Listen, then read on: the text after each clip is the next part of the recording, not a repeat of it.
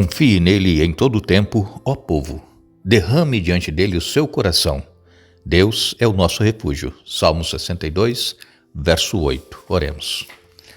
Querido Deus e Pai, mais uma vez estamos em Tua presença, te damos graças pelo dia que estás nos concedendo, te damos graças por todas as bênçãos que tens concedido a cada um de nós. Te agradecemos por estes momentos que vamos ter agora estudando a Tua Palavra, que Teu Espírito Santo esteja presente, nos dando entendimento, nos ajudando a aceitar a Tua Palavra e colocá-la em prática em nossa vida.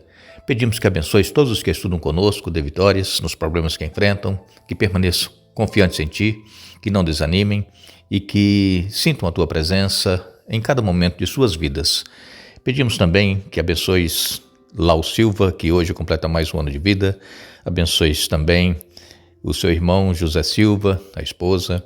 Abençoes Zimar Borges, Relviana, Emily. Abençoes também a Abádia Ferraz e todos os seus familiares. Bruno Cabral, de Vitórias. Abençoe Sandro Willi, Luzia e todos os demais que nos escrevem pedindo orações, os nomes que eles citam, os problemas que enfrentam. Nós confiamos em Ti e sabemos que Tu, Pai, sempre tens o melhor para cada um de nós. Em nome de Jesus, nós te pedimos e agradecemos. Amém. Continuaremos o nosso estudo desta semana, onde estamos falando sobre oração na prática. Isso nós precisamos aprender conhecendo personagens bíblicos que tinham o hábito de buscarem a Deus em todas as circunstâncias, todos os momentos e confiavam em Deus, mesmo que às vezes a oração não era respondida de acordo com aquilo que estavam pedindo, mas permaneciam sempre confiantes e sabendo que Deus tem o controle de todas as coisas. E nós hoje queremos falar um pouco a respeito de Jesus nos ensinando a orar. Jesus, já dissemos aqui várias vezes, vale a pena nós repetirmos, era ser humano, mas também era Deus. Jesus, ele como ser humano dependia inteiramente do Pai para poder enfrentar os problemas que ele teve aqui durante os seus 33 anos de vida. Jesus, ele na sua humanidade, ele não tinha a tendência que nós temos para pecar. Mas se Jesus não tivesse comunhão com o Pai, buscando forças e poder, ele poderia ter pecado. Assim como Adão, quando foi criado, não tinha tendência para o pecado, mas pecou. E Jesus, ele perseverou, buscando a presença de seu Pai e se entregando ao Pai todos os dias em oração, em comunhão. E assim ele foi vencendo as provações e as tentações que lhe sobrevinham. A Bíblia nos diz que Jesus foi tentado em todas as coisas, mas sem pecado. Jesus, como nós somos tentados, ele também foi tentado. Satanás, ele conhece cada ser humano, ele conhece as tendências que cada um tem, e Satanás procura atacar esses pontos na vida da pessoa para que ela caia em pecado. Mas Jesus, ele não tinha essa tendência que nós temos, o ponto fraco, que nós falamos. Mas, se ele não tivesse perseverado em oração, em buscar Deus, o Pai, todos os dias, ele poderia também ter caído. E nós conhecemos muito bem algumas tentações que são citadas na Bíblia, que Jesus sofreu. E Jesus, ele não se defendia dizendo assim, não, mas eu não vou cair nesse pecado, nessa tentação, eu sou Deus. Não, Jesus ele usava a Bíblia. Quando ele era tentado, ele dizia, está escrito, e citava um verso da Bíblia para repreender a tentação. E às vezes, irmãos, nós confiamos em nós mesmos. Pensamos que nós somos fortes para suportar o ataque do inimigo e aí nós caímos. Então, se nós conhecêssemos a palavra de Deus, se nós estudássemos e colocasse em nossa mente passagens bíblicas para que pudéssemos citar naquele momento de tentação, nós também venceríamos. Agora, Jesus, ele tinha um modelo especial de oração. Por quê?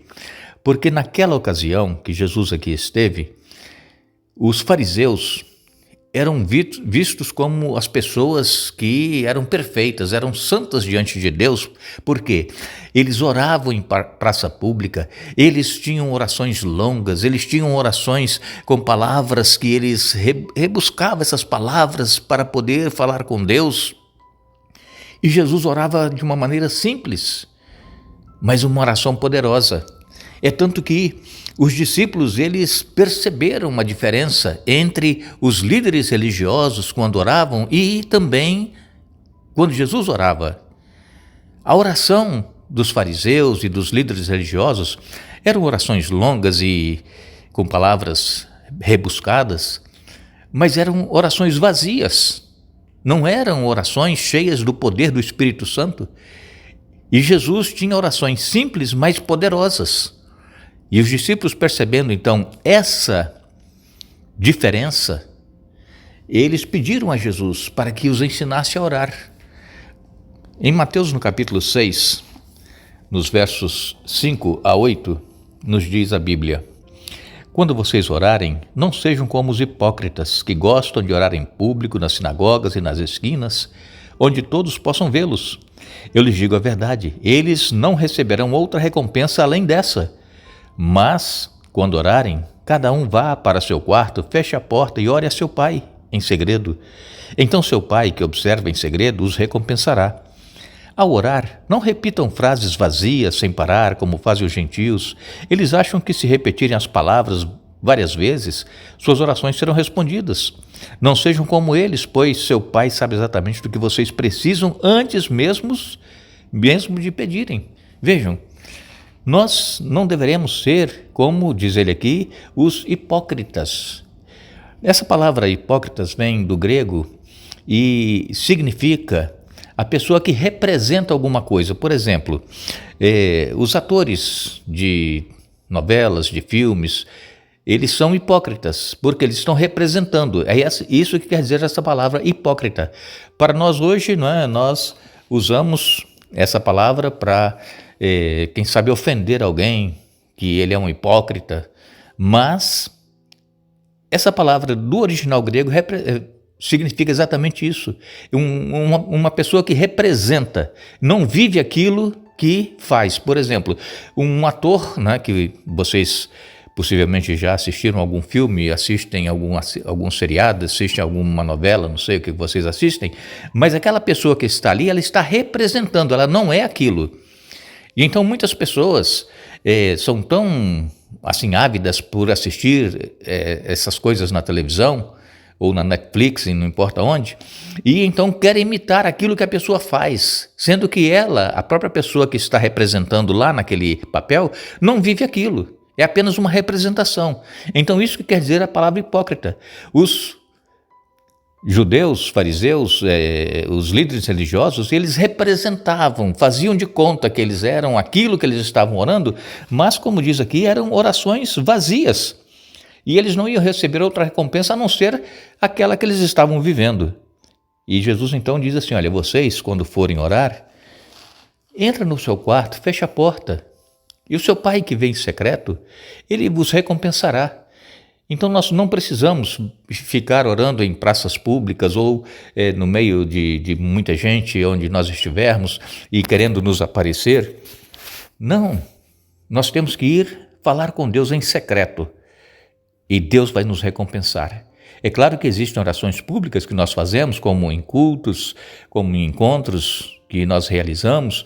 A oração pública ela tem que ser feita ali de uma forma audível para que todos acompanhem a oração, mas que não seja uma oração longa, uma oração com muitas repetições, com palavras difíceis. Não, é falar com Deus, abrir o coração a Deus, assim como nós estamos falando com vocês, como nós trazemos aqui para vocês esses estudos de uma forma mais simples, para que todos possam entender. Assim tem que ser a nossa oração com Deus, falar aquilo que está no coração e não buscar coisas que às vezes nós nem estamos vivendo aquilo para poder as pessoas que estiverem ouvindo a oração pensarem que nós somos aquilo. Então nós temos que ter muito cuidado. Mas os discípulos então, eles olhando e vendo Jesus orar, eles pediram: Senhor, ensina-nos a orar, porque a oração de Jesus era simples, orações curtas, mas orações poderosas. Nós temos aqui em Lucas, no capítulo 5 e no verso 16, nos diz a palavra de Deus: ele, porém, se retirava para lugares isolados a fim de orar. Veja a diferença dos hipócritas, né? Os hipócritas oravam em praças públicas, em voz alta, batendo no peito para chamar a atenção das pessoas, e Jesus se retirava para lugares isolados a fim de orar. Também em Lucas, no capítulo 6 e no verso 12, diz aqui a palavra de Deus: certo dia, pouco depois, Jesus subiu a um monte para orar e passou a noite orando a Deus. Vejam, em secreto, no monte, à noite, orando, passou a noite lá em oração, estava sozinho. Ele não estava no meio da rua, no meio da multidão, fazendo longas orações, ou mesmo na sinagoga. Não, orou ali a noite toda. Nós também podemos fazer isso. Orar vários minutos, até horas, em secreto, sozinhos, nós e Deus. E não precisamos nem orar em voz alta. Se quiser orar em voz alta, se não estiver incomodando ninguém na casa, você pode orar em voz alta. Mas o que nós precisamos aprender é esse modelo de Jesus. Estar a sós com Deus neste momento e abrindo o coração a Ele, falando com Deus tudo aquilo que nós necessitamos e precisamos do poder de Deus para sermos vitoriosos. Também em Lucas, no capítulo 9 e no verso 18, diz aqui: certo dia, Jesus orava em particular, acompanhado apenas dos discípulos, e ele lhes perguntou: quem as multidões dizem que eu sou? Aqui mais uma vez, Jesus orava em particular, acompanhado apenas dos discípulos. Irmãos, nós não precisamos nos aparecer perante as pessoas que nós somos santos, somos separados, diferentes dos demais, querer aparecer. Nós não precisamos disso. Nós precisamos seguir o exemplo de Jesus, estar a sós com Deus, ali com poucas pessoas, com quem sabe alguns irmãos da igreja, como Jesus tinha os discípulos, alguém da família, ali falando com Deus, abrindo o coração. E Jesus então ensinou essa oração do Pai Nosso.